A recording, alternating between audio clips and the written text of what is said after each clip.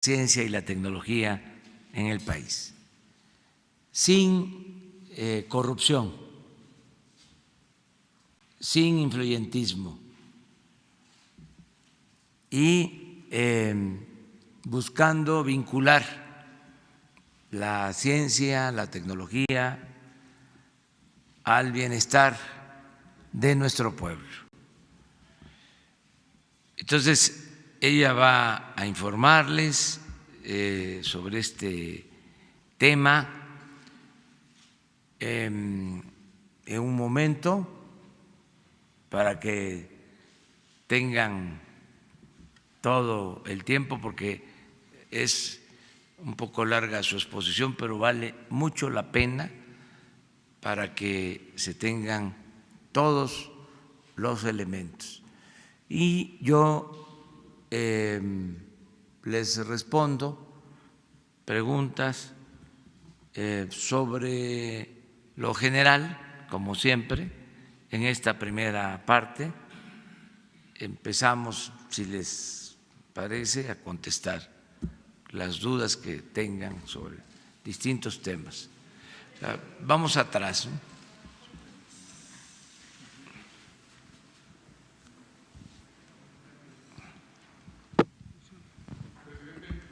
Presidente, buenos días. Michelle Mejía, de Multimedios Televisión. Preguntarle, durante las reuniones del Gabinete de Seguridad, ¿qué balance tienen sobre la incidencia delictiva en la Ciudad de México? En las últimas semanas ha habido un incremento, no sé qué reporte le ha dado la jefa de gobierno, Claudia Sheinbaum, y le pregunto porque hace también unos días se informó que también se va a instalar aquí la Guardia Nacional. Se había comentado que solamente iba a estar en las zonas limítrofes, pero incluso ya hay algunos alcaldes que van a solicitar, ya hicieron la petición a la jefa de gobierno, pues de que estén ya patrullando los elementos de la Guardia Nacional en todas las alcaldías. Y bueno, también todo este contexto se da pues en medio de algunos asesinatos, homicidios a jóvenes.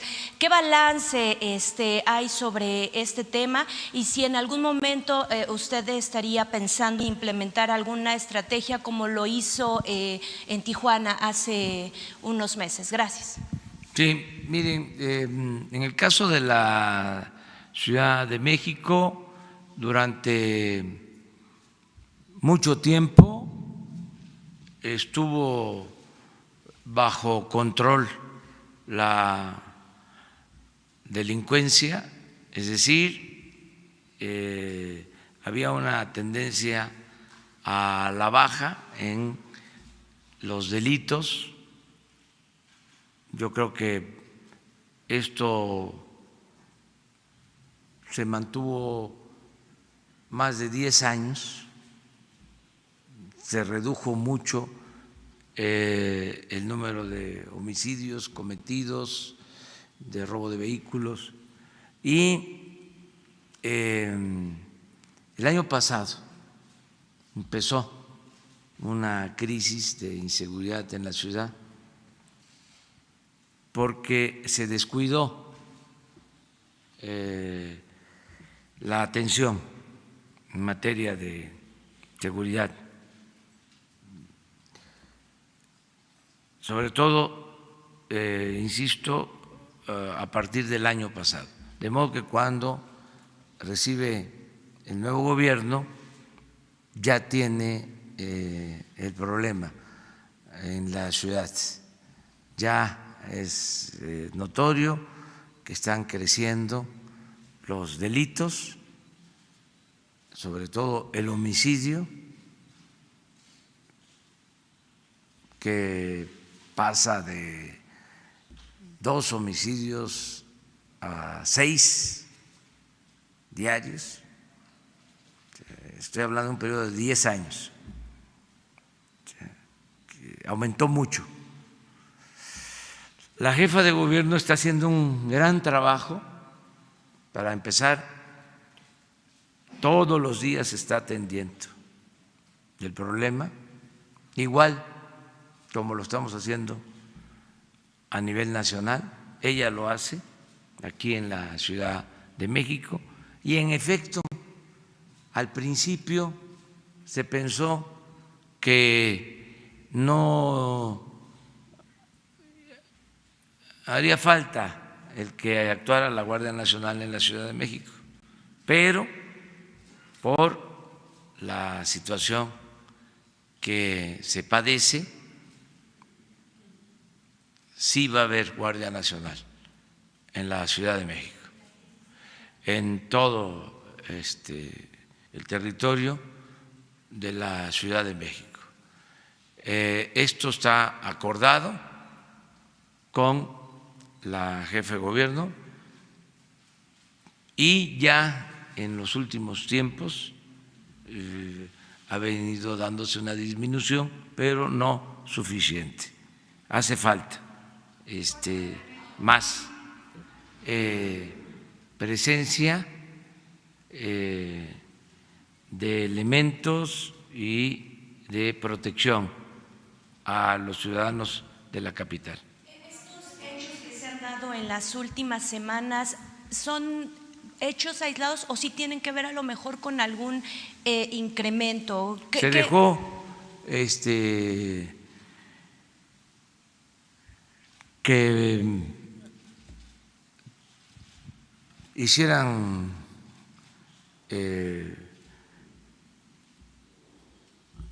que echaran raíz bandas en la ciudad, que no había. Entraron grupos de la delincuencia llamada organizada. Esto calculo que se presentó más a partir del año pasado. Y entonces, en algunas demarcaciones de la ciudad. Y eso es lo que ha estado causando problema, pero ya se tiene toda una estrategia para eso. Presidente, y sobre esta que va a realizar esta mudanza, ¿va a haber alguna modificaciones en los recorridos? ¿Las visitas van a poder ser normales? ¿En qué parte usted va a poder, va a vivir exactamente? En un lugar muy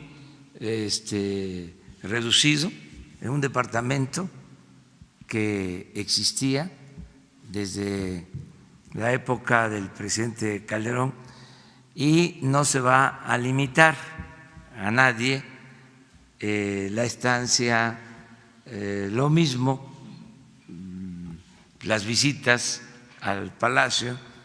Me río porque están hasta hablando de que vamos a desaparecer a los gatos del Palacio. No, nada de eso.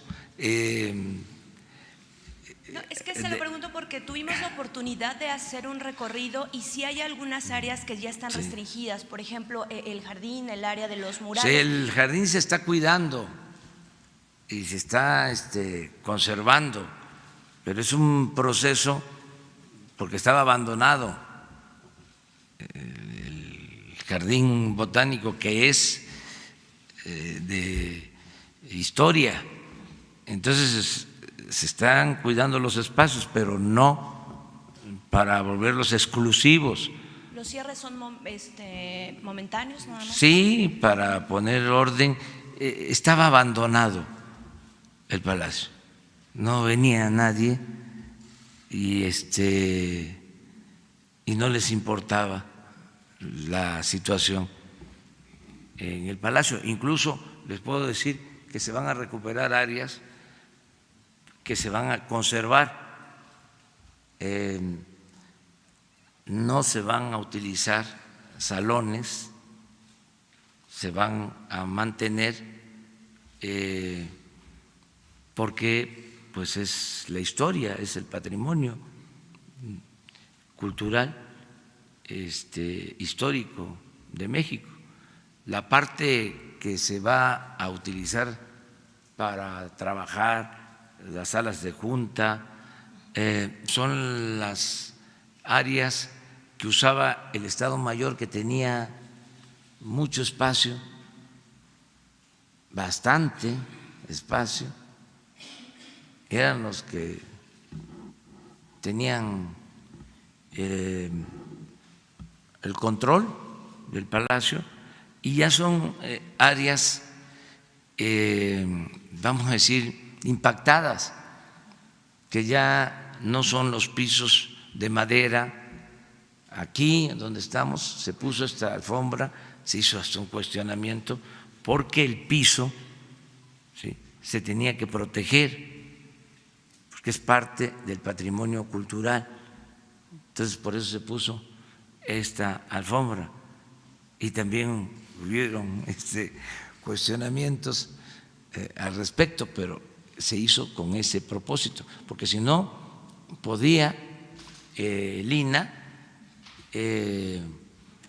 llamarnos la atención, porque este es un monumento histórico. Entonces eso es lo que estamos haciendo, básicamente. Gracias.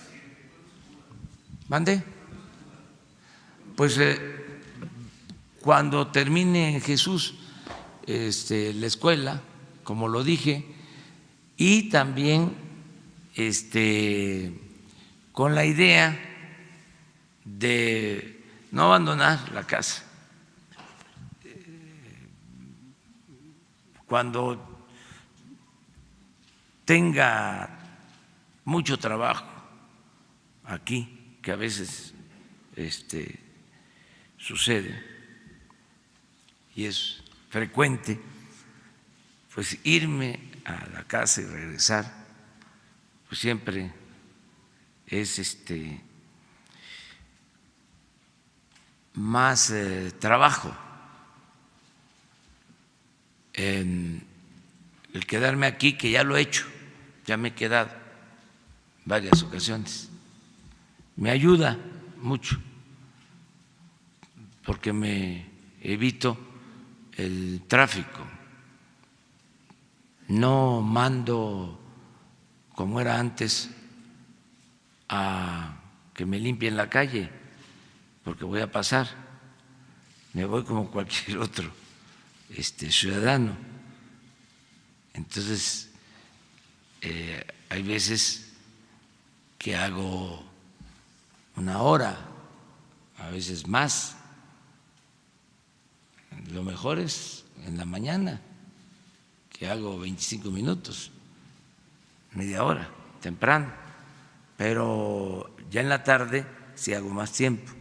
Entonces, también es eso, el que si tengo posibilidad, pues como cualquier otro ciudadano, estar en la casa de uno, y esto es para estar pendiente de mi trabajo, ocupado de mi trabajo. Ustedes dos. ¿Por los tres? Buenos días, presidente. Diana Benítez, del periódico 24 Horas. Preguntarle sobre esta queja que hizo el embajador de Canadá respecto de la Comisión Federal de Electricidad. No estaría respetando los contratos de gasoductos. ¿Cree que esto va a afectar la firma del Tratado de Comercio con Canadá? ¿Y qué va a pasar exactamente con estos contratos? Y por otro lado, preguntarle también, ayer el Instituto Nacional de Transparencia ordenó que usted dé información respecto de los coches que utiliza para trasladarse. Sabemos que son un Jetta. Nosotros también habíamos ingresado una solicitud de transparencia preguntándole exactamente a quién pertenecen estos coches. Cuando usted presentó la declaración patrimonial, nos había comentado que pertenecían a su esposa, pero en la declaración que nos presentó de ella los coches no venían. Preguntamos vía transparencia si pertenecían a usted, a su esposa, no sé si a Morena, incluso Morena Ciudad de México, o si Presidencia los había adquirido, pero nos dijeron que desconocían esta información. Entonces, si nos puede decir a quién pertenecen los Jettas, presidente, y qué otros coches utiliza para trasladarse, por favor. Pues nada más los Jettas, y cuando salgo las camionetas por cuestión de que son más fuertes para la carretera. Me traslado en camionetas, pero aquí en la ciudad con los Jetta. Y no sé exactamente a nombre de quién están, pero hoy lo informamos. Ese es esos son los vehículos, pues, los Jetta. Me siento muy bien con los Jettas. ¿Y cuántas camionetas tiene para salir fuera? Pues no sé, pero sí, miren, se vendieron no sé cuántas y todavía quedan. Habían como 50 camionetas, unas machuchonas así, blindadas, que me daría pena subirme a una camioneta de esas, pues es como el avión presidencial. ¿No se subieron ustedes al avión? Algunos sí se subieron. Bueno, era impresionante, según me cuentan. Subieron algunos y les dijeron, fíjense la obediencia que había antes, cómo hemos avanzado. Lo subieron, les dijeron, no pueden grabar nada, no pueden filmar nada. Y los bajaron, les mostraron el avión y no salió nada en los medios. Ahora la vida pública es cada vez más pública y es de celebrar la transparencia. Entonces, también hoy te damos lo de las camionetas para que tengan la información. O sea, ¿cuántas se tenían? Eran muchísimas. ¿Y con cuántas nos quedamos para estos viajes? Lo de los contratos, presidente, por favor. Lo de los contratos, aquí se dio a conocer de que esos contratos eran abusivos. Yo les llamé contratos leoninos, porque se entregaron con todos los beneficios para las empresas. Las empresas construyeron, se tiene que pagar 5 y hasta 8 veces más del costo inicial por financiamiento. O sea que si un gasoducto costó 1,000 millones, se terminan pagando 5,000 millones. Estamos hablando de dólares, de 1,000 millones de dólares a 5,000 millones de dólares. Si la construcción, el gasoducto se paró o lo detuvieron por protestas, el gobierno tiene que pagar multas. Y al final, la obra no es del gobierno, sino de la empresa. Entonces, dijimos, es cosa de recordar las anteriores conferencias, de que íbamos a buscar el acuerdo para que las empresas ayudaran y que no se tuviese que pagar tanto, porque si esos contratos se aplican tal cual, pues se terminaría de quebrar la Comisión Federal de Electricidad, se arruinaría, disminuida, muy mal económicamente, saqueada prácticamente. Entonces,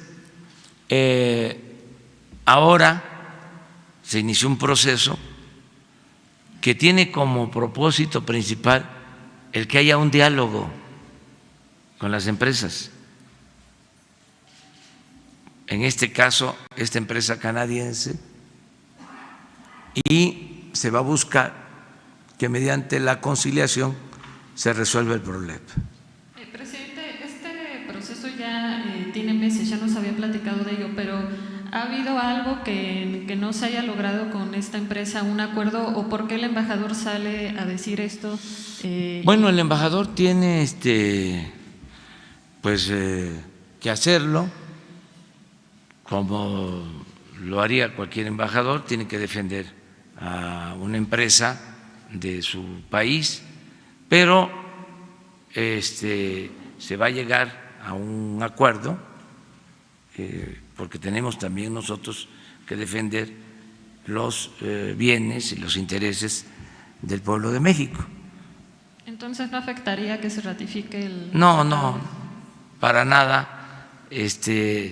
Miren, una de las cosas importantísimas que a veces se olvidan es de que cuando se negoció el tratado, nosotros pusimos como condición, y éramos apenas observadores, porque todavía no era yo presidente constitucional, sino presidente electo.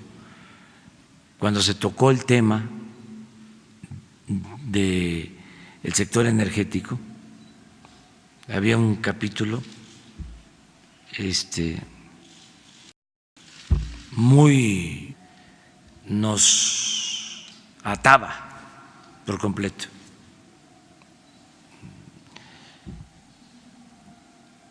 Hubo como una semana de tensión,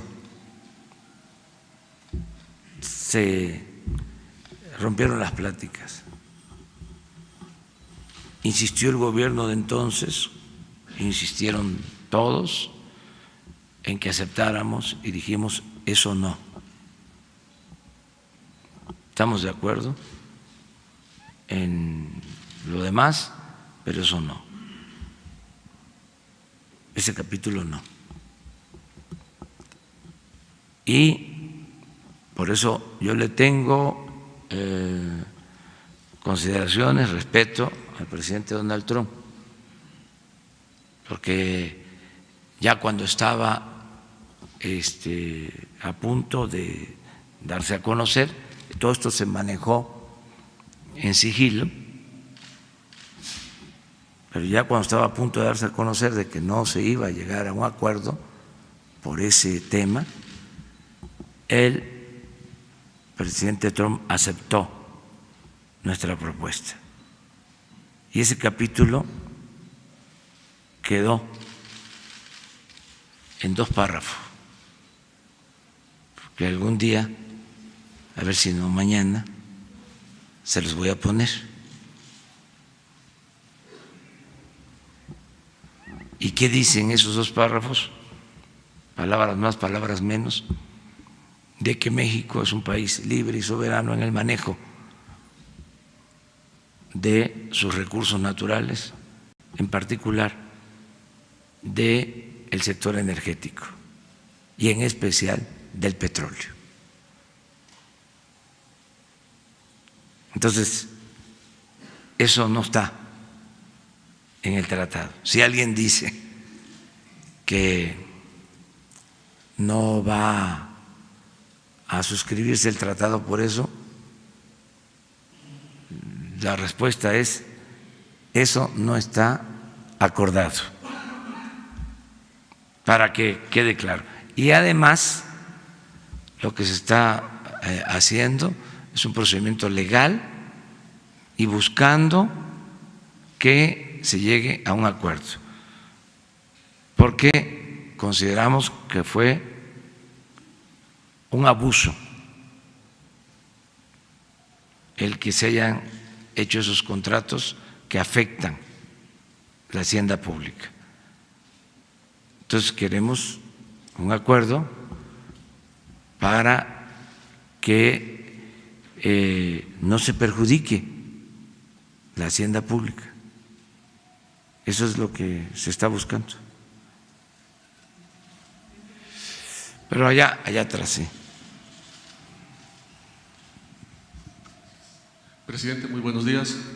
Para preguntarle, según datos del delegado general en el estado de Guerrero de ayer, Pablo Amílcar Sandoval, hasta el día de ayer se habían distribuido alrededor del 20% del fertilizante que necesitan los campesinos de Guerrero para mejorar su producción.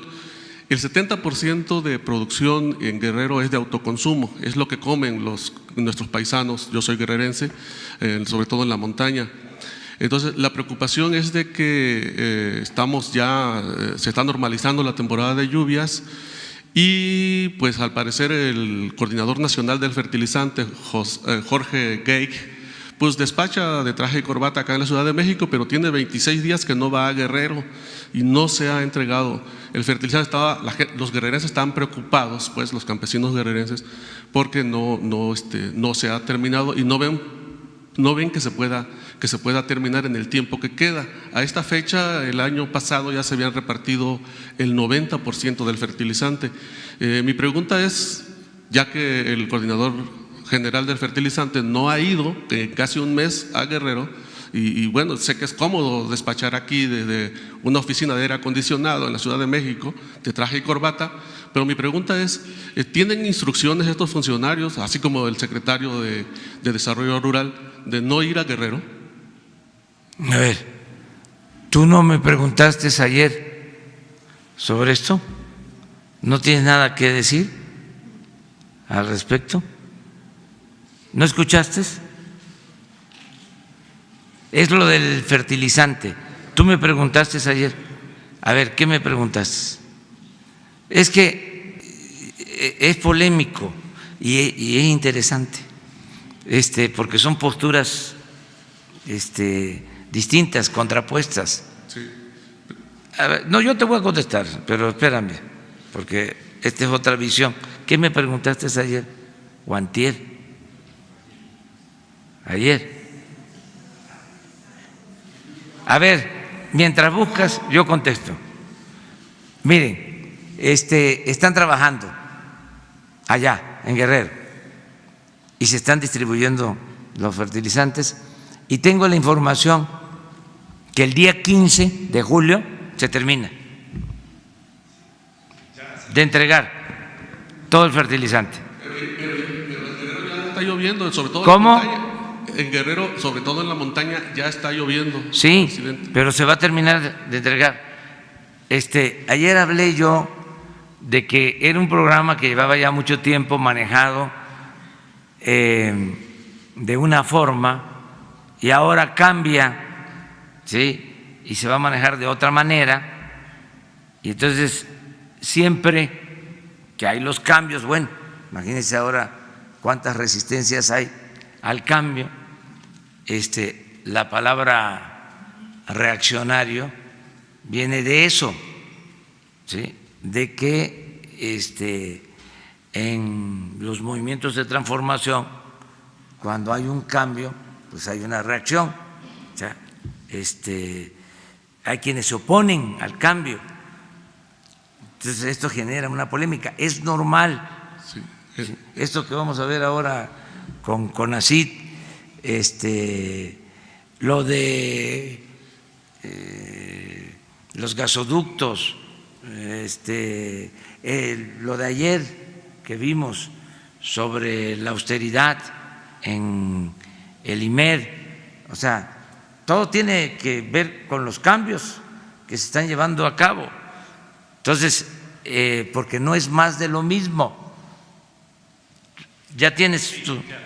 Bueno, pero termino de decirte que la información, que es lo más importante que tengo, es que el día 15 de julio se termina de entregar todo el fertilizante. Ese es el informe que me dio ayer el secretario de Agricultura. Y me informó de que están trabajando entregando el fertilizante con resistencias, porque han detenido a quienes van a la entrega del fertilizante, han habido bloqueos, porque hay resistencias por esta nueva forma de proceder. Pero tú me planteaste algo Jaime, ayer. Sí, de bajo palabra le reitero la pregunta. A ver, nada más. Si fue el día de ayer. Acércalo. Perdón. Sí. Si el día de ayer fue saqueada una bodega y un camión de fertilizante en Teconoapa, Guerrero.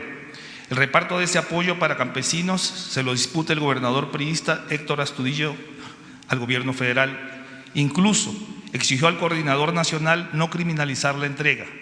La pregunta es, ¿cuál será la postura de su gobierno ante la evidente manipulación que pretende el gobierno de Guerrero sobre este apoyo a campesinos? Y dos, usted ha dicho que nadie debe de usar los programas sociales para hacerse promoción. ¿Hará usted algún llamado o recordatorio a los gobernadores en este sentido? O sea, son posturas, ¿sí?, que existen sobre esto.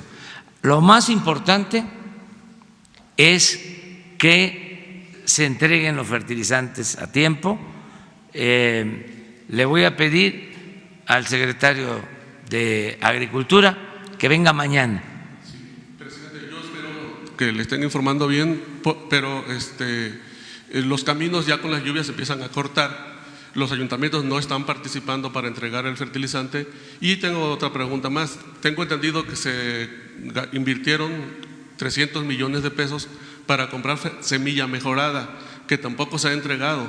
Como ya están las lluvias, ya no se va a poder usar esa semilla. Entonces, ¿habrá alguna sanción para porque ahí se va a quedar la semilla? Pues en esta época de austeridad, gastar 300 millones y dejarlo en bodega es hasta criminal.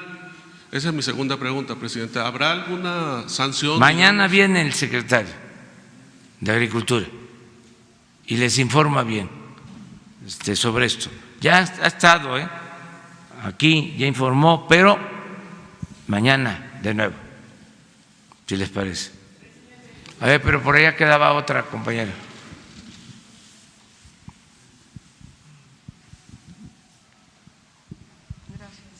Buenos días, presidente. Guadalupe Vallejo, de Notimex.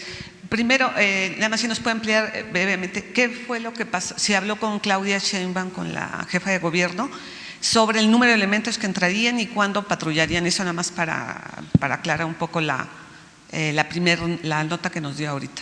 Sí, ya se trató con ella y se está ayudando desde hace como 2 meses se le está apoyando con elementos, ¿no? ¿Hay algún número? No tengo el dato. Miren, en general vamos a atender todo el país con 70,000 elementos. Con esos vamos a iniciar la Guardia Nacional. 70,000 elementos en el país que van a ir aumentando. Vamos a llegar como a 130, 140,000 elementos. Fíjense, ¿saben cuántos habían? 10,000 efectivos. Y vamos a empezar el domingo con 70,000. Entonces, se va a dar a conocer toda la estrategia de atención de la Guardia Nacional. Se le está dando prioridad. Ya se cuenta con el presupuesto. Se va a informar todo el domingo, porque si no, ya que les vamos a poder decir ahí. sea, si se los adelanto. Esperemos un poco y además para que lo hagan quienes han estado trabajando, el comandante de la Guardia Nacional, general Bucio, y el secretario de la Defensa, el secretario de Marina, el secretario de Seguridad Pública, todos los que han estado en la conformación de la Guardia. Ya incluso se tienen todos los reglamentos, protocolos, ¿qué es lo que todos está? los protocolos están por terminar. Hoy, mañana, terminan los primeros cursos de formación. Entonces ya el domingo les informamos bien y cuántos elementos para la Ciudad de México. Sí, presidente, le preguntaba esto porque organismos no gubernamentales e incluso legisladores han cuestionado el que parte de esa Guardia Nacional se haya ido a ambas fronteras cuando su función era otra. ¿No considera, bueno, ellos coinciden que hay una militarización en las fronteras, una crisis humanitaria, a lo que se suma la fotografía que dio la vuelta al mundo?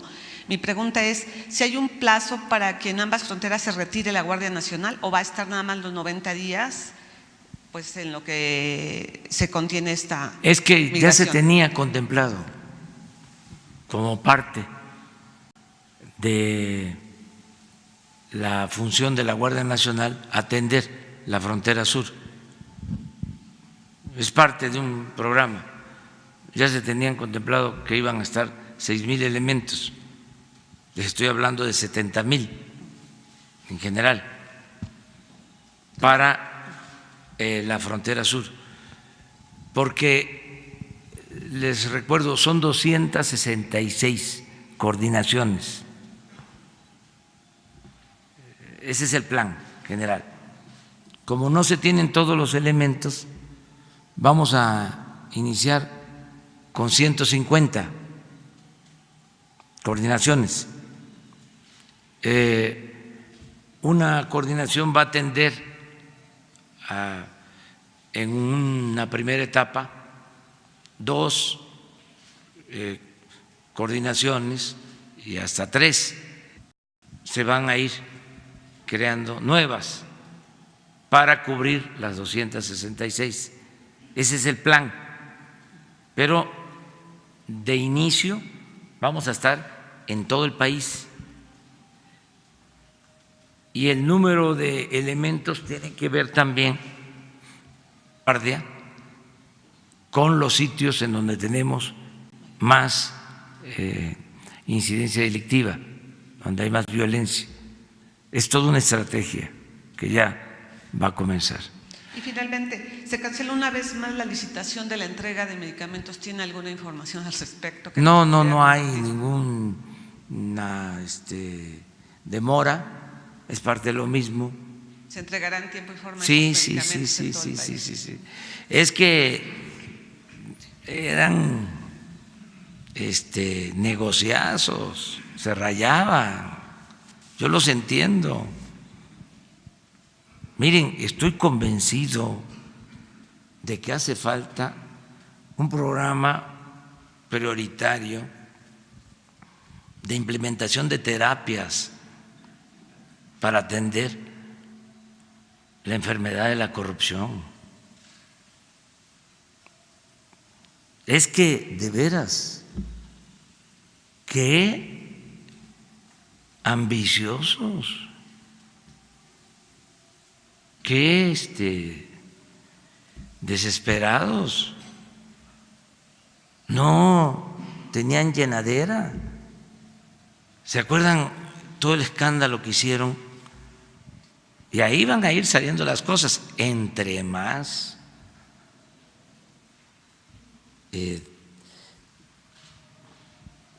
se resistan,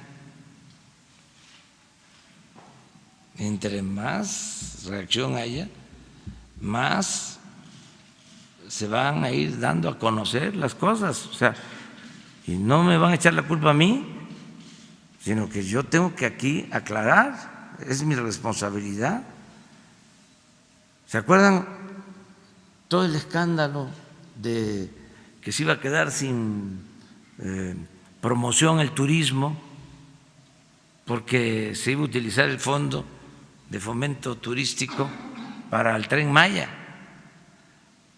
Pues ya estamos a punto de terminar una investigación de malversación de fondos del Fondo del Turismo. Se llevaban el dinero al extranjero. Sí, vamos a informar, claro que vamos a informar. Lo mismo lo del sargazo.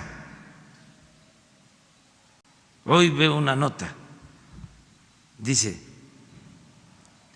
se va a perder el 20% de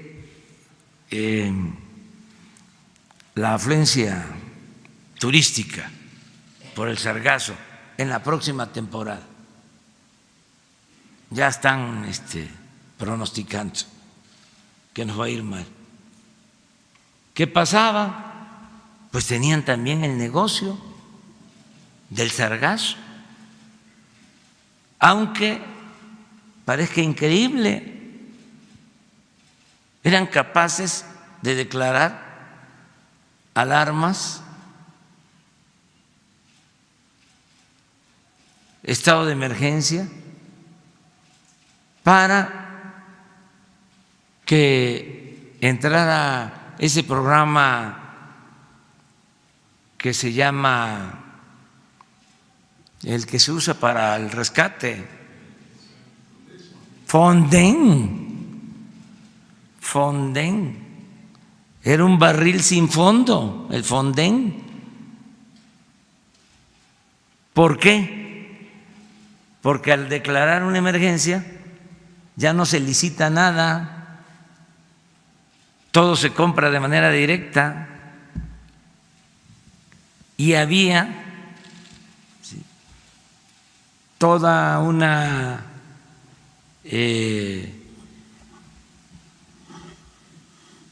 constelación de empresas alrededor del Fonden, que eran las que vendían todo,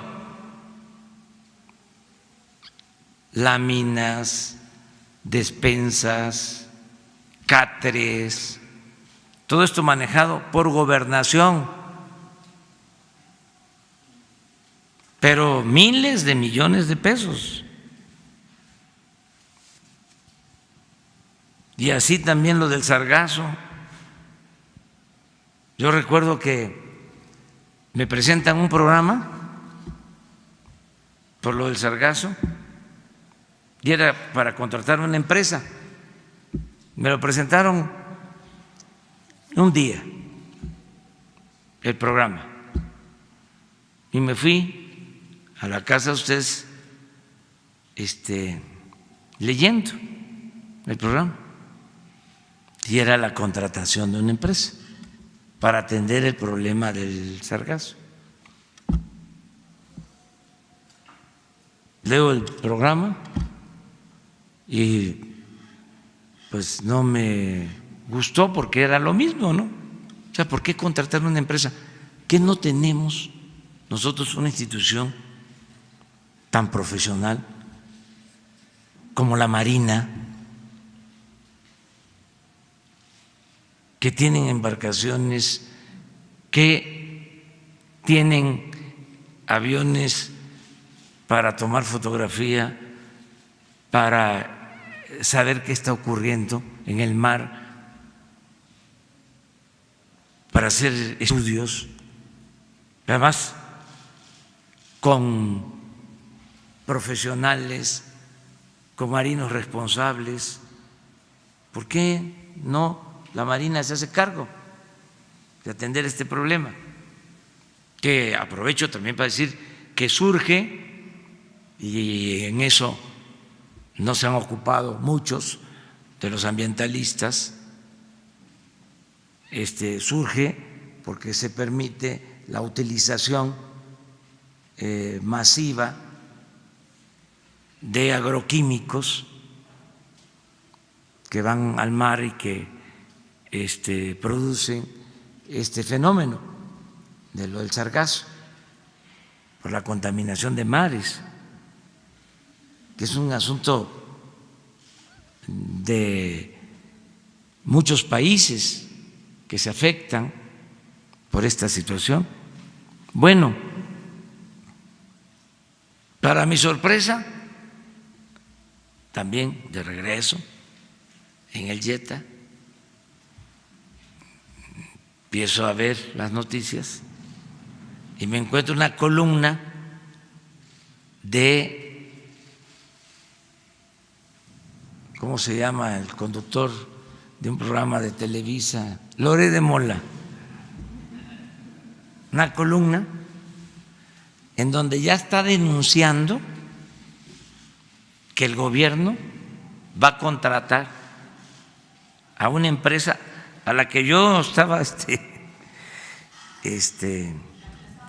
a la que me estaban proponiendo, y que era un gran negocio. Entonces, se hace la reunión en la mañana y les comento, fíjense que sucedió esta situación, qué casualidad. Entonces, ahí se toma la decisión, va a la Marina y cuidado, porque aquí hay tranza.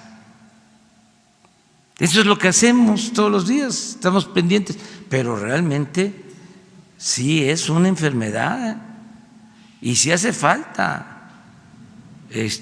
cursos, talleres, sesiones de terapia para curar la corrupción. Sí es un problema.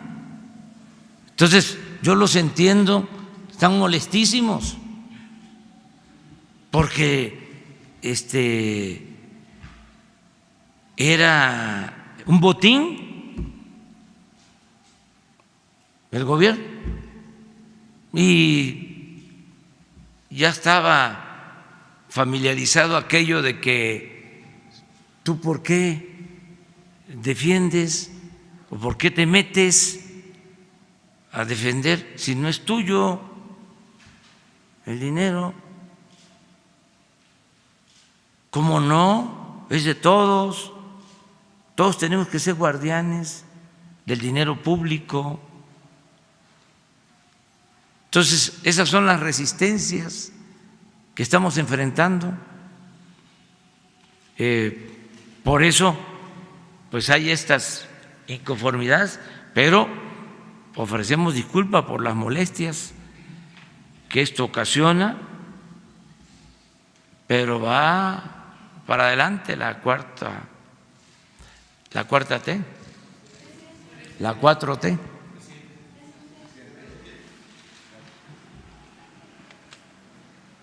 Gracias, presidente. Buenos días. Daniel Blancas, de Crónica. En la última semana tuve la oportunidad de hacer un recorrido por la franja fronteriza, pero en especial del lado de Centroamérica. Realmente creo que es un reto para su gobierno, quizás uno de los más importantes, el poder controlar la franja fronteriza. Hay cerca de 400 puntos ilegales detectados por la Secretaría de Gobernación, donde pues prácticamente entra todo, sin supervisión ni vigilancia. Presidente, antes de hacerle la pregunta, quisiera hacerle una petición especial para que pudiera usted invitar al titular de aduanas y al titular del Instituto Nacional de Migración para que nos ofrezcan un diagnóstico de lo que de lo que el gobierno está haciendo respecto al tráfico de personas y al tráfico de mercancías en esa región del país. La pregunta concreta, presidente, es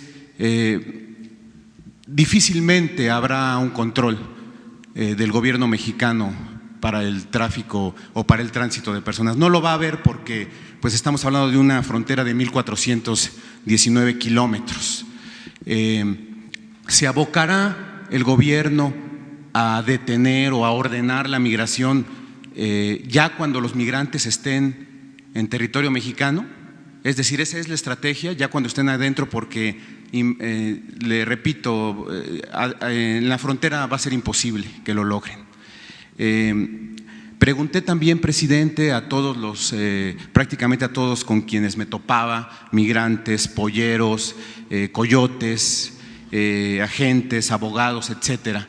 En ninguno de los testimonios, presidente, encontré que hubiera referencias que avalaran lo que está diciendo Estados Unidos respecto a este incremento descomunal de migrantes a partir de abril, de marzo, de mayo. Porque estamos hablando de que había en promedio 40,000 migrantes que entraban o que eran detenidos en la frontera sur de Estados Unidos, y de repente surgió o saltó a 150,000. No encontré ningún testimonio que fuera en ese sentido, presidente. ¿Hay la posibilidad, o lo ha considerado así el gobierno mexicano, de que el gobierno de Estados Unidos esté mintiendo en sus cifras? ¿Esté mintiendo en sus cifras con fines políticos? ¿Tiene el gobierno mexicano la manera de confrontar las cifras de Estados Unidos? Bueno, sí. Miren, cuando se produjo la crisis, la primera reunión que tuvo el grupo que nos representó en la Casa Blanca con el vicepresidente de Estados Unidos, lo primero fue mostrar el dato del crecimiento del flujo migratorio. Entonces, eso se tiene. Nosotros tenemos esa información y estamos dándole seguimiento. Pero fue información que les entregó el gobierno de Estados Unidos a ustedes. Sí. Y nosotros tenemos nuestra propia información también.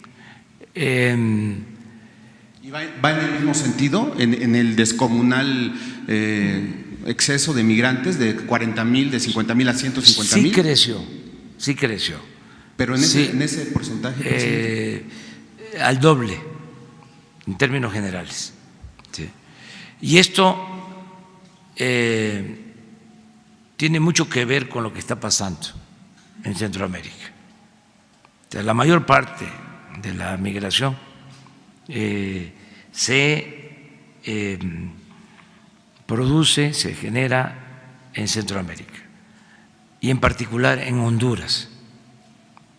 Es el país que tiene más migración de los 3 países de Centroamérica más cercanos a nuestra frontera. Es Honduras, en donde ha crecido más. Sí, desde luego también Guatemala, menos Salvador. Todo esto porque hay una situación difícil en Centroamérica. De ahí nuestra insistencia en atender las causas, en impulsar actividades productivas, en crear empleos, lo que ya estamos haciendo y lo vamos a seguir haciendo.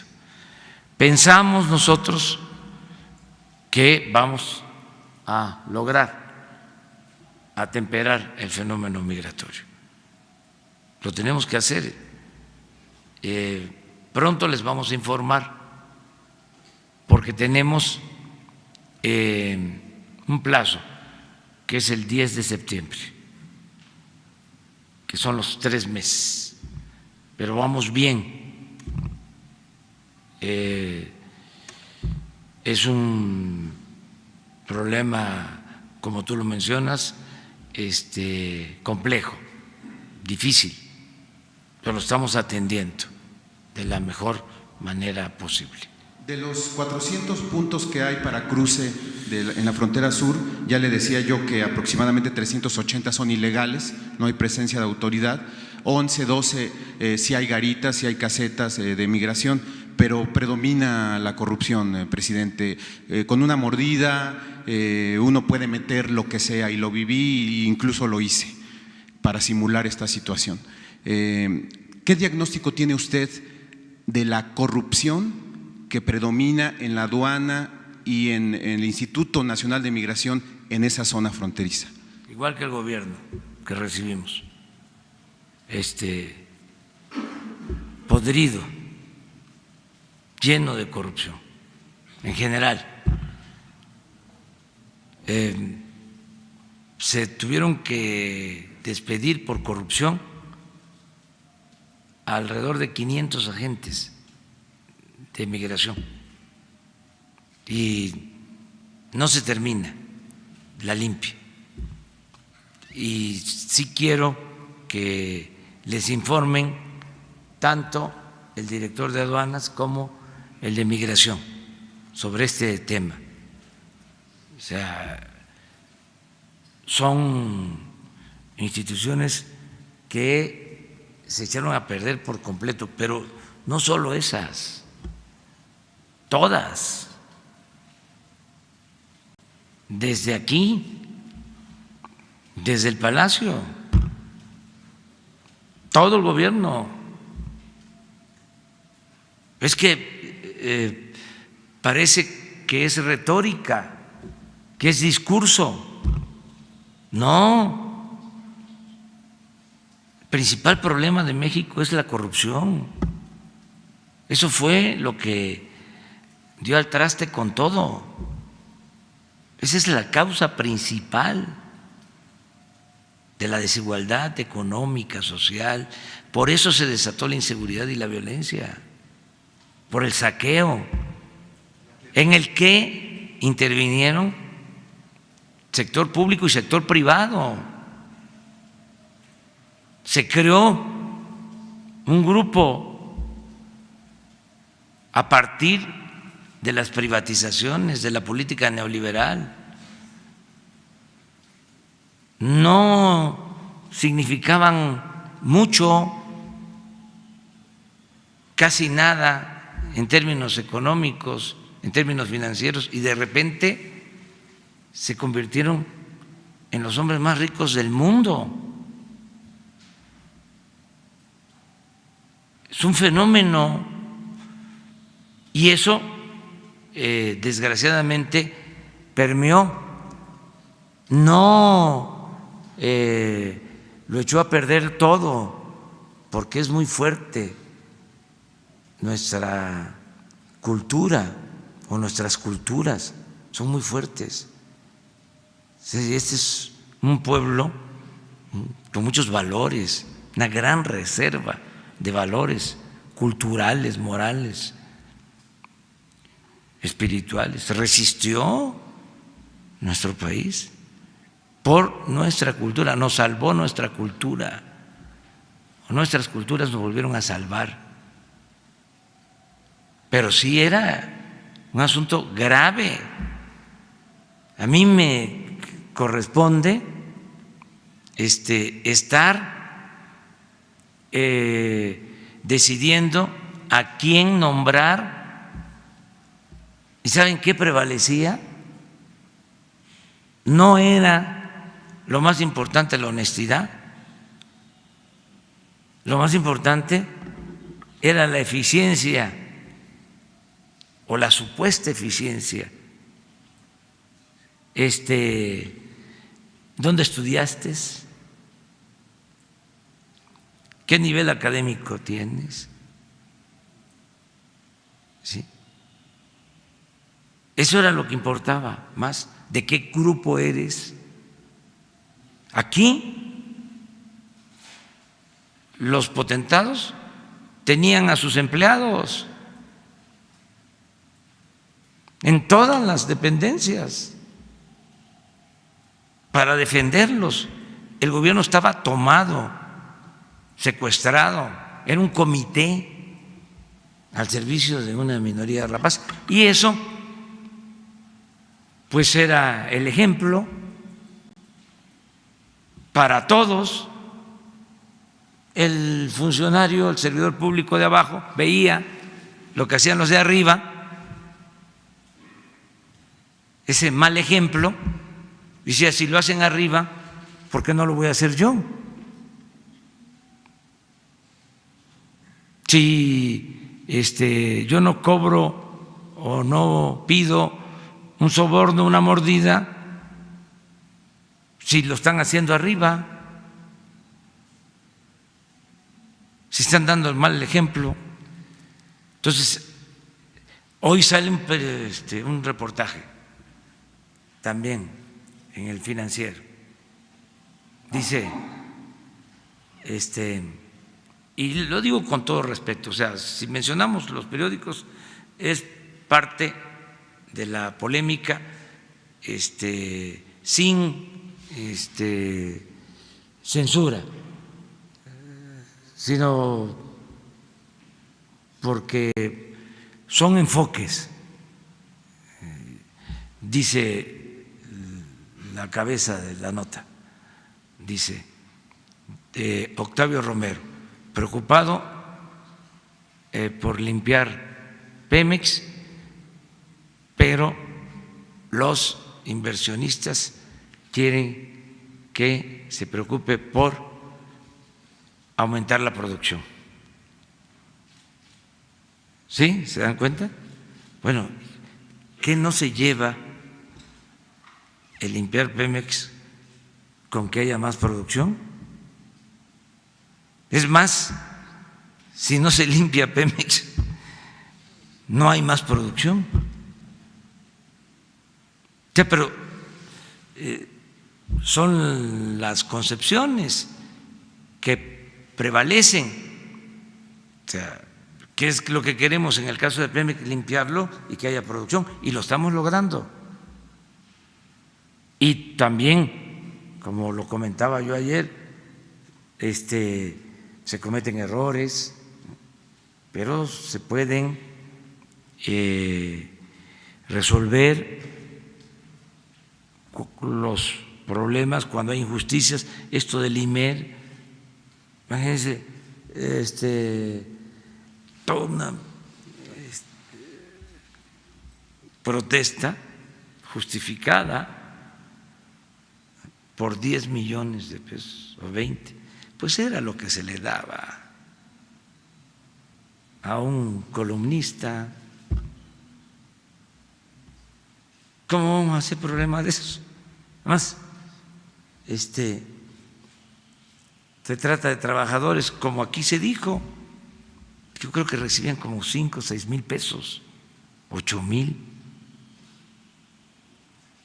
Entonces, si hay una injusticia así, se repara.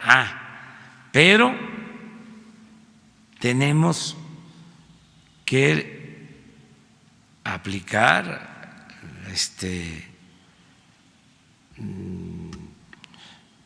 los cambios. Les cuento otra. Está en el Senado la iniciativa de austeridad y les quieren hacer cambios a la oposición. ¿Qué no quieren? Creo que es un artículo, creo que el 24. Y es un buen tema también de debate. Ahí se establece de que si un funcionario público termina, no puede en 10 años, es lo que nosotros proponemos, irse a trabajar a una empresa privada vinculada a el trabajo que tuvo como funcionario público. Pues ya brincaron, no les gustó. Entonces me dicen, no, es que para que pase hay que negociar esto. No, si ese es un problema. ¿Qué hicieron los funcionarios de todo el periodo neoliberal? Se fueron a trabajar a las empresas, subsecretarios, secretarios, hasta presidentes. Salían de aquí y a trabajar a las empresas privadas. Imagínense con toda la información que uno tiene,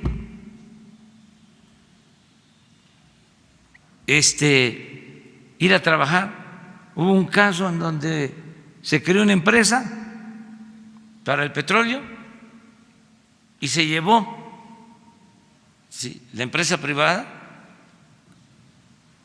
al que estaba trabajando en exploración y producción de petróleo, de Pemex. O en las medicinas se llevaban a los que compraban, claro, a los responsables de la Entonces, compra de medicinas. Luego que viene en la subasta, las rondas,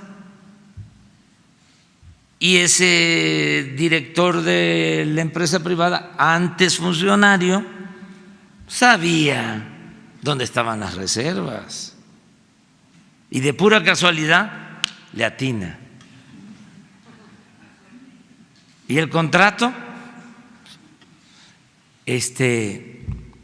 va dirigido a un área donde hay petróleo. O sea, es información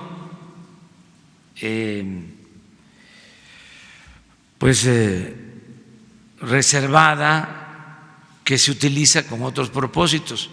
Entonces, no se puede, eso se tiene que terminar. Hagan la lista, yo escribí en mi último libro, bueno, no el último, pero sí el de la salida, hago un análisis de todos los que trabajaban en el gobierno y se pasaron a las empresas.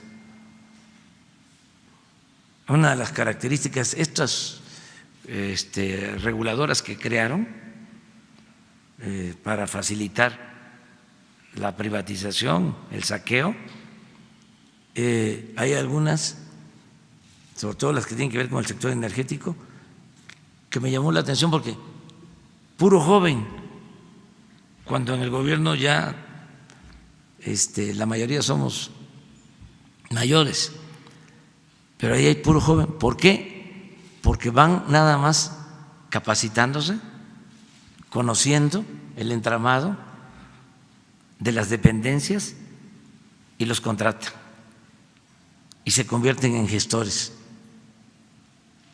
Entonces, eso es un contubernio. O sea, tiene que separarse el poder político del poder económico y el gobierno tiene que representar a todos. Presidente, para volver al tema y para redondearlo, entonces está el compromiso de que pueda usted invitar a los directores de aduanas. Aquí. Bueno, y usted sabe que los… Nada más que van a estar aquí, si les parece, cuando regrese Marcelo, porque él es el que coordina toda la acción que se está llevando a cabo en materia migratoria, y aunque también va a incluir a aduanas, invitamos al de aduanas, pero que venga Marcelo y ustedes puedan conocer qué se está haciendo en política migratoria y en Hacienda, en aduanas. Por supuesto que usted sabe que los reporteros en la calle no tenemos la verdad absoluta, pero sí un trozo de la realidad, y mi hipótesis periodística es que Estados Unidos miente con las cifras que está ofreciendo y que son motivo de esta estrategia. Para esta situación, presidente, bueno, le digo esto porque incluso tuve la oportunidad de recorrer fincas de café, que es lo que refería el canciller, y no hay indicios de que hubiera una caída tan drástica que hubiera derivado en ese flujo migratorio. Pero bueno, la última petición, presidente, es por medio de Jesús o de usted, que nos pudieran dar las cifras que tiene el gobierno mexicano y con las que contrastó lo que dijo Estados Unidos en su numeralia. Si nos pueden ofrecer esas cifras para que nosotros las podamos comparar.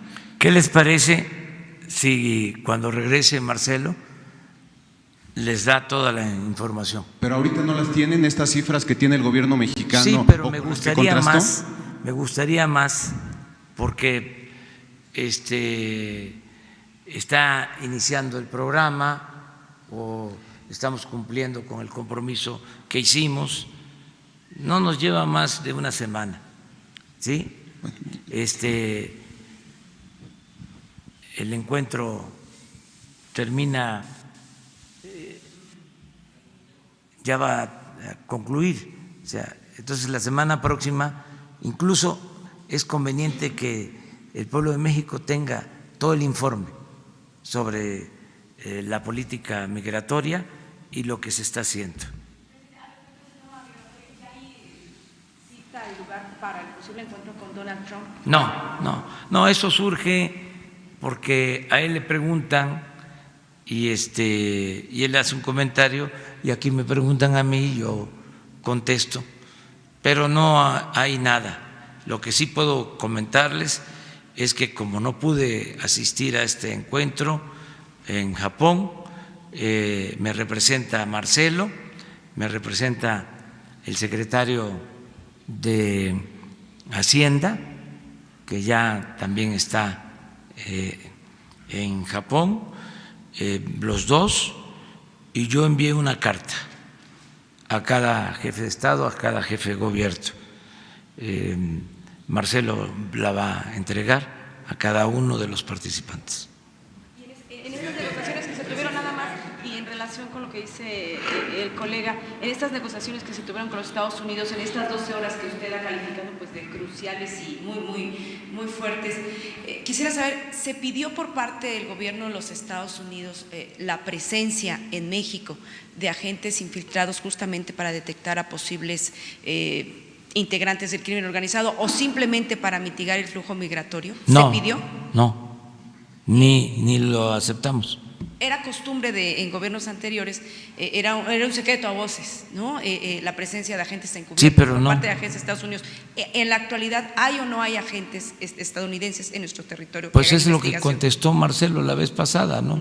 De acuerdo a los convenios que hay y la participación que tiene Estados Unidos con su embajada, pues tiene personal, pero para ser claros, precisos, cuando se llevó a cabo el acuerdo para evitar que impusieran los aranceles, nosotros no permitimos, es más, ni se trató el tema, no se trató, y tampoco lo íbamos a permitir.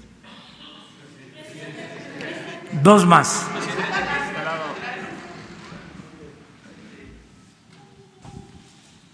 Gracias. Buenos días. Presidente, buenos días. Los dos. Uno, perdón. Marco Antonio Olvera, de Radio Latino, California. Buenos días, presidente y secretaria.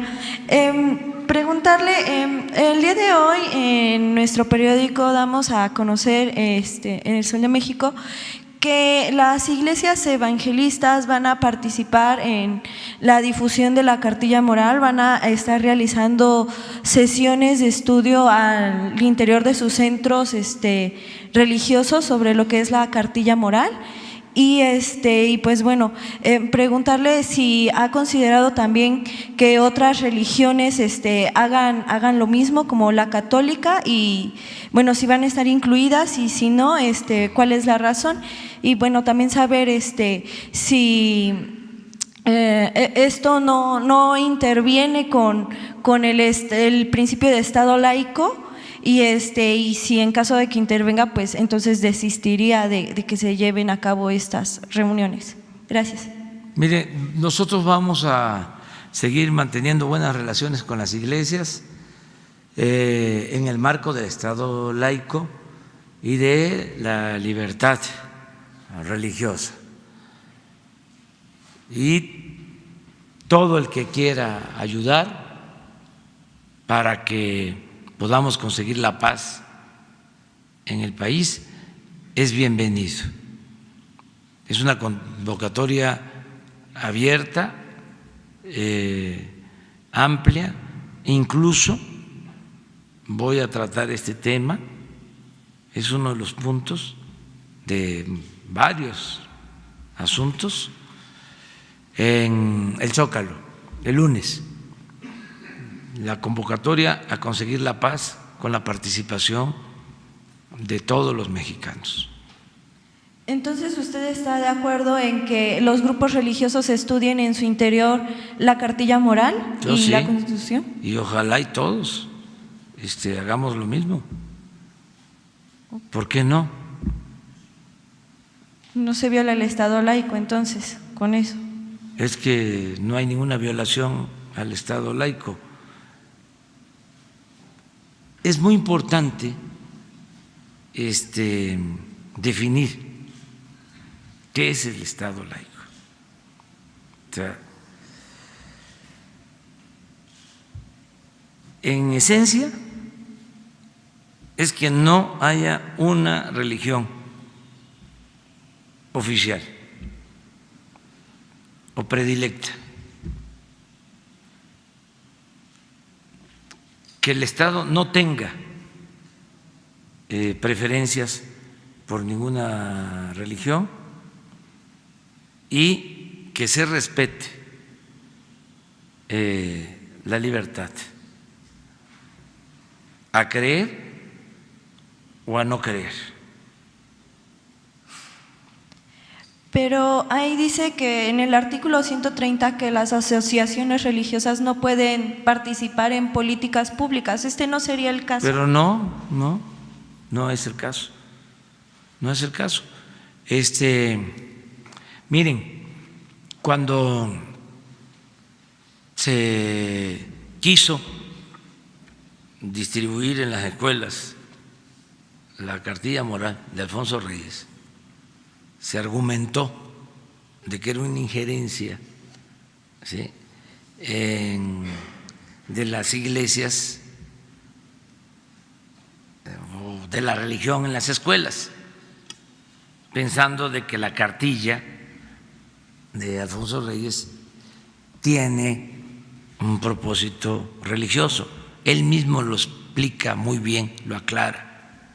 Son valores universales, son preceptos aplicados a lo largo de toda la historia del mundo por creyentes y no creyentes.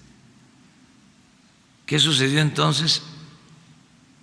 Que se mandaron a hacer, no sé si miles o millones de ejemplares y se quedaron en bodega y no se entregaron. Y los que se opusieron, y eso se los dejo a ustedes de tarea para que lo investiguen, pues no se caracterizaron según los hechos por actuar con moralidad.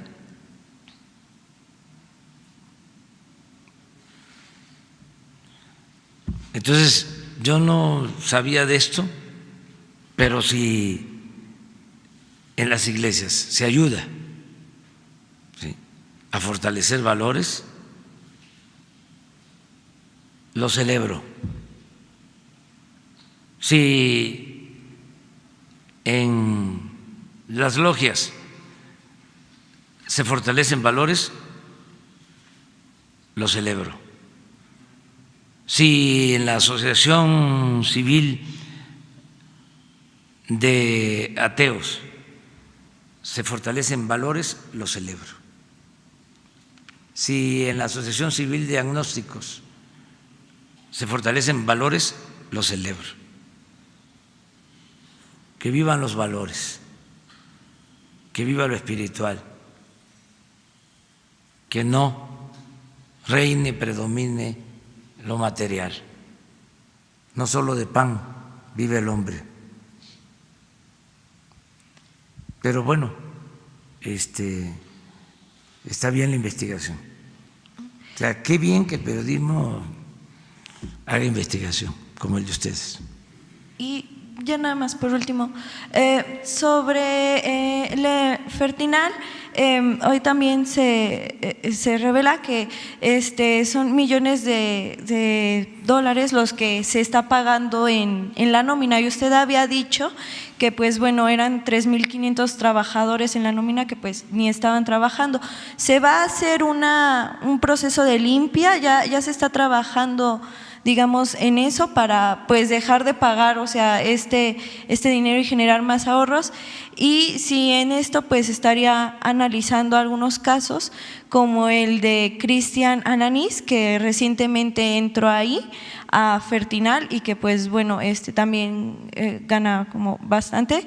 Y había preguntarle también sobre él, si él fue él aportó dinero en su campaña y registró la marca de AMLOV para poder comercializarla.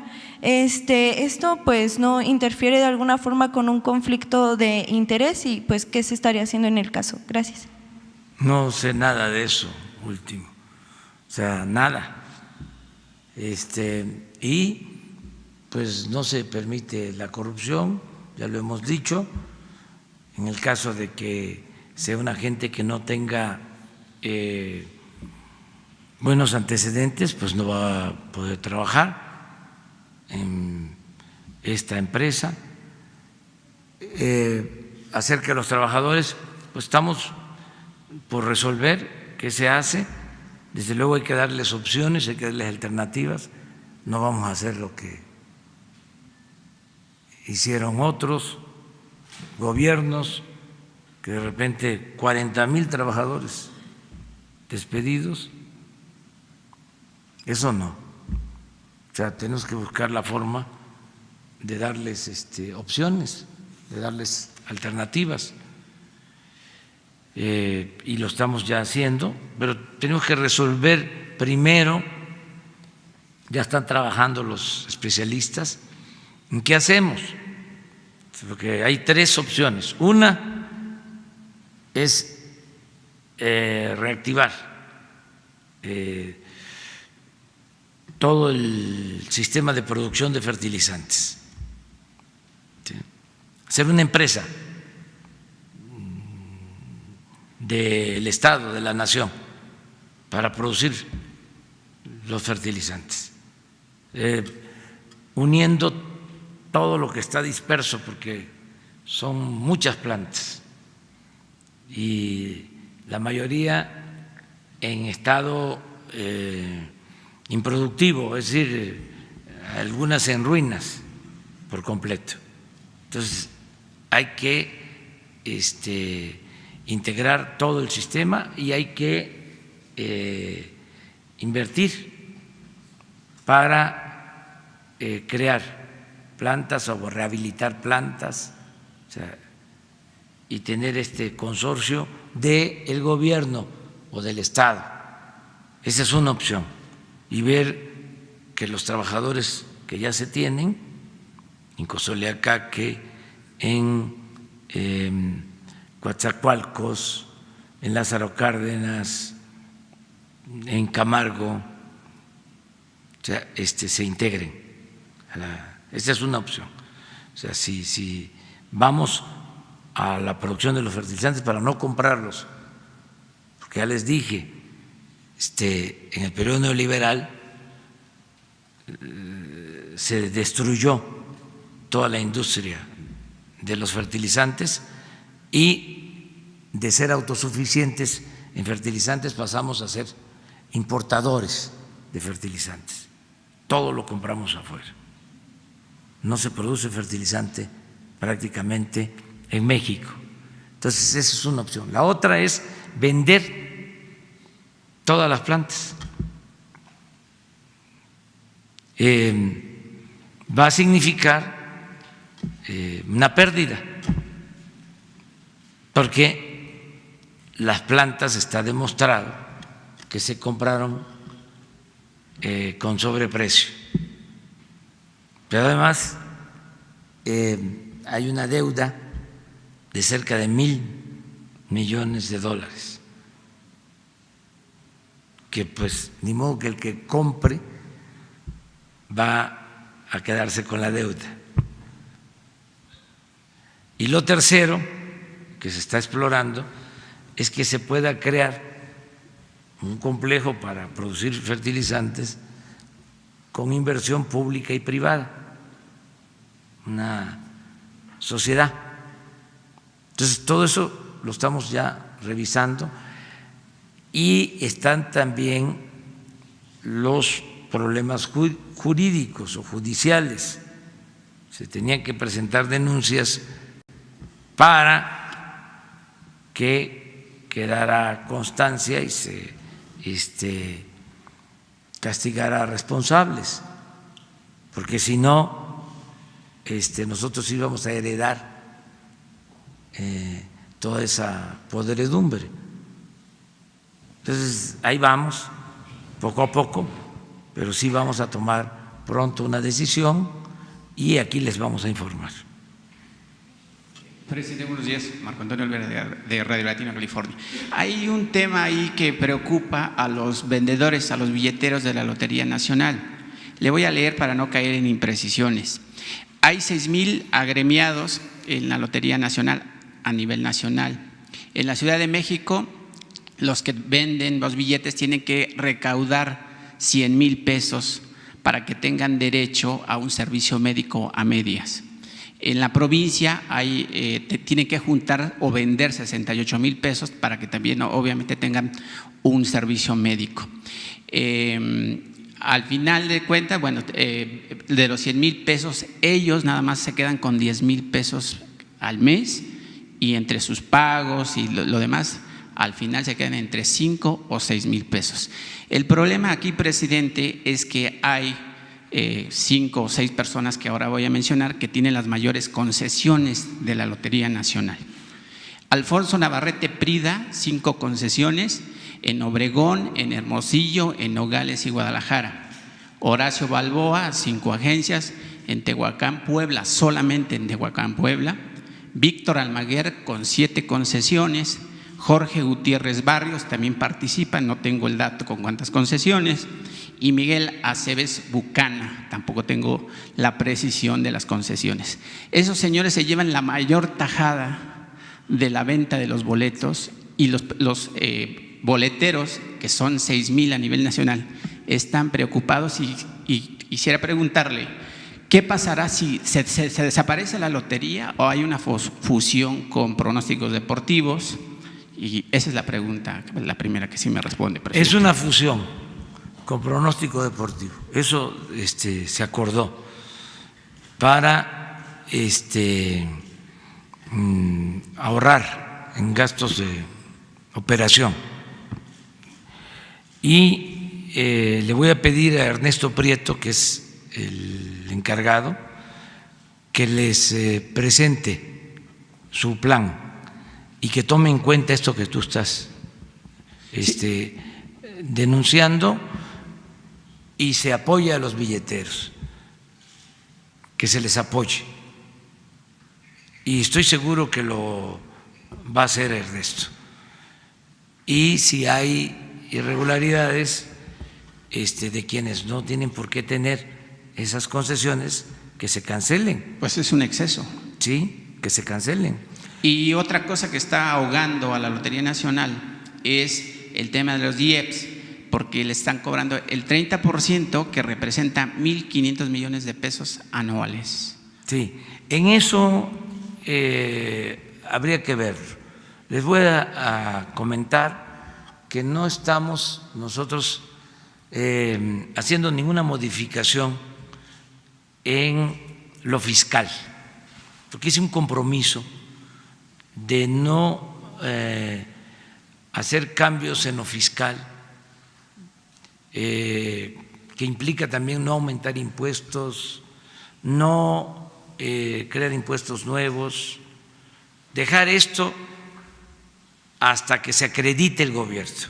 Porque una de las malas prácticas que prevalecieron durante mucho tiempo es que el gobierno, quitado de la pena, aumentaba los impuestos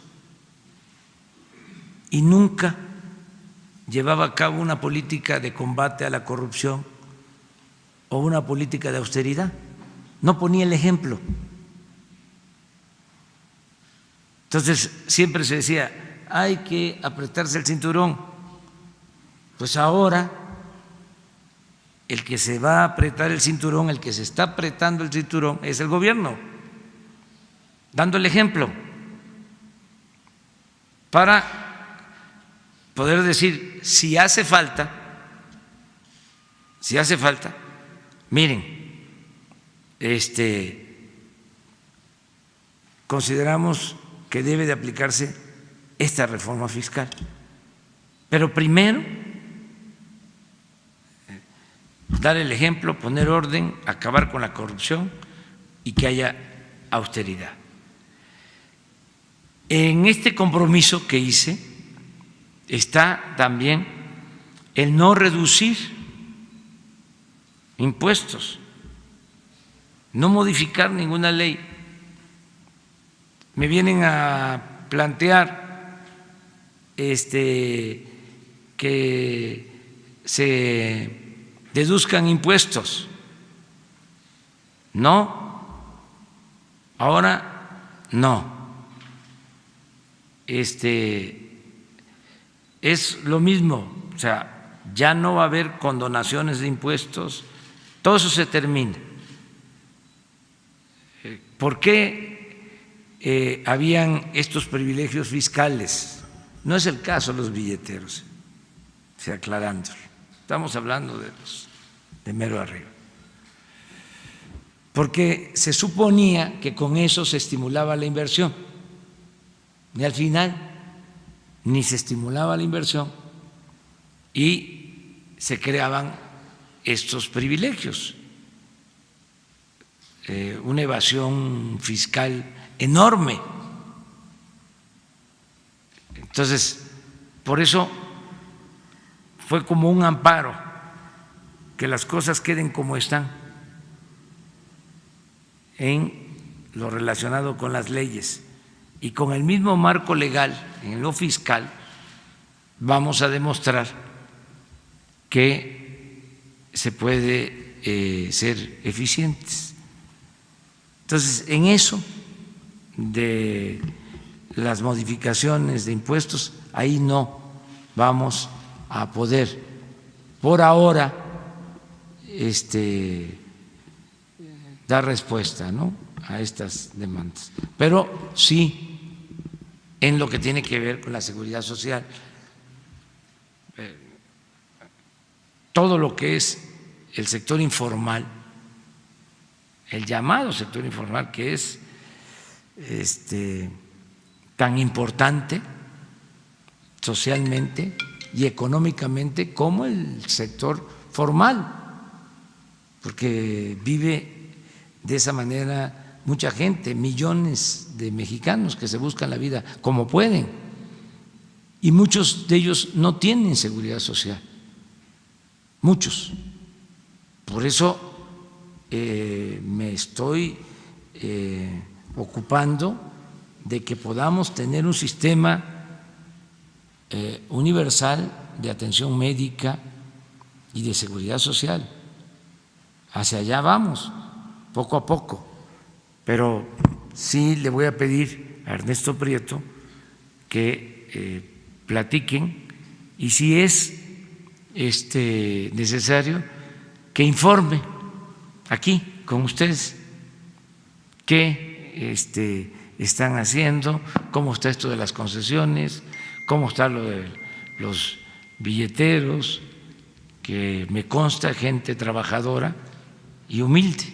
Llevan un mes pidiéndole una cita y no los ha atendido. Pero ya llegó el momento. Okay. La justicia tarda, pero llega. Y una última pregunta, presidente. Usted, cuando anunció que no iría a la reunión del G20, dijo que mandaría una carta, que ahorita lo acaba de precisar, y de los temas medulares dijo que iba a hablar sobre el calentamiento global, la desigualdad, la pobreza y todo ese tema.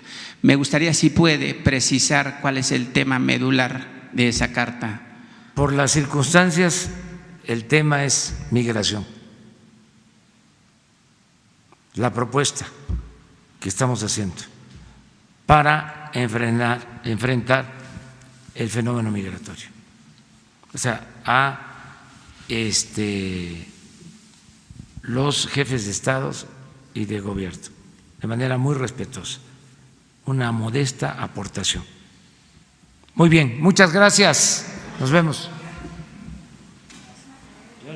Mire, es un orgullo para mí sí, presentar a María Elena, que es la directora del CONACYT y ahora les va a agregar, les va a informar de que CONACYT lleva en medio una H, ¿verdad? Sí. Una H, porque es humanidades. Es una mujer ejemplar, inteligente, Premio Nacional de Ciencias 2017.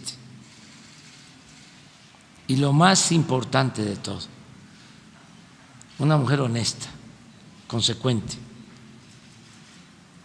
Entonces le pedí que les explicara cómo está el programa para el fomento a las ciencias, todo lo que tiene que ver con la tecnología, con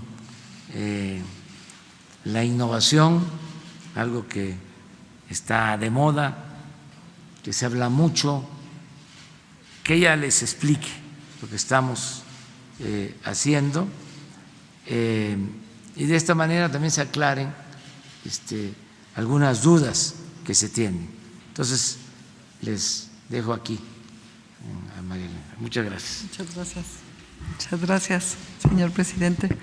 Sí, vamos a ver un pequeño video. Buenos días, me da mucho gusto estar aquí con todos ustedes. Les vamos a presentar primero un video que resume el espíritu, el propósito del quehacer desde las ciencias, las humanidades, las tecnologías en este nuevo régimen, en esta cuarta transformación.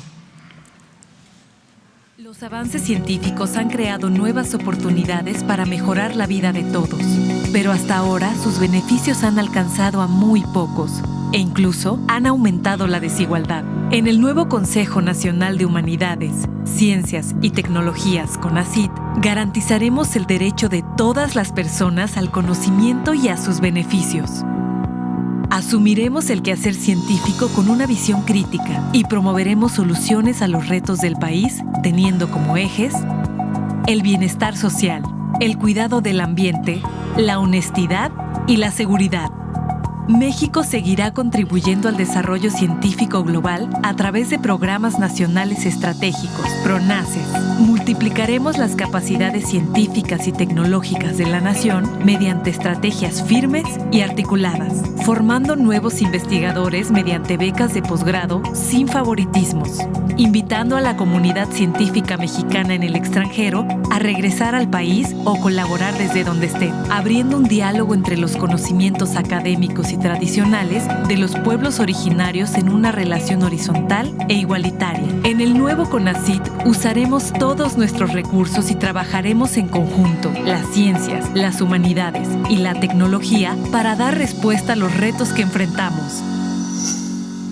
Gobierno de México. Bueno, pues este es un resumen y ahora les voy a expandir, les voy a dar datos de cómo encontramos el sistema de ciencia y tecnología en el país y cuáles son las principales acciones y mecanismos mediante los cuales estamos ya fortaleciendo y recuperando este quehacer tan importante para lograr el bienestar social y el cuidado del ambiente de este país. Estamos viviendo un momento inédito en el cual el Estado tiene un acercamiento muy importante con el pueblo de México y ante esta situación los científicos tenemos la responsabilidad y tenemos que asumir esta responsabilidad con mucho compromiso de poner al servicio del Estado y de la ciudadanía todas las capacidades que tiene el país para afrontar los grandes retos de esta nación. La siguiente.